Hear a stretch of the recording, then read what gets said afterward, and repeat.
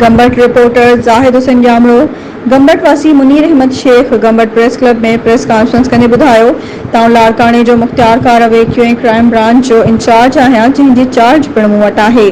आउं अॼु ऑफिस खां वापसि गंबट बाईपास पंहिंजे भाउ जे स्ट्रा पेट्रोल पंप ते गाॾी बीहारी त ओचितो ॿिनि मोटरसाइकिलुनि ते 6 सवार हर हिकु गुलाम नबी जतोई, मोहरम चांडियो, डॉक्टर सईद सियाल, मोहम्मद खान जुणेजो ऐं 2 ॿिया अणसुञातल जिन खे पिस्टल ऐं डंडा हुआ मूं मथां हमलो करे ॾिनो, मूंखे सख़्त ज़ख़्मी करे फरार थी विया।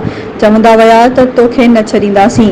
उन खां पोइ मूंखे ज़ख़्मी हालत में पंप जे मुलाज़िमनि खणी गंबट थाणे ते पहुचायो, जितां मूंखे पुलिस गंबट हॉस्पिटल लाइ लेटर ॾिनो। हींअर गंबट पुलिस ॾे चकर काटे रहियो आहियां। जवाबदारनि जा नाला ॾियण जे बावजूदि मुंहिंजी FIR नथी काटी वञे ऐं जवाबदार गिरफ़्तार नथा कया वञनि। जवाबदार मोहम्मद खान जुणेजो जेको गंबट बाईपास लॻ वेठो आहे, ॿिया जवाबदार लाड़काणे जा आहिनि। उन्हनि सां हुन जी ॼाण सुञाण आहे, जंहिं वठी मूं ते हमलो करायो आहे। हुन वधीक ॿुधायो त मथे जवाबदारनि जी सरकारी अवेक्यू प्रॉपर्टी ते मज़हर जागीरानी सां मुख़्तलिफ़ सर्वे नंबरनि ते DC लाड़काणो वटि ऐं शहदाद कोट ऐं लाड़काणो जे कोर्टनि में केस हलंदड़ आहिनि, जंहिं प्रॉपर्टी जे अहिड़ी रिपोर्ट कोर्टनि में सर्वे नंबरनि सां जमा कराई आहे।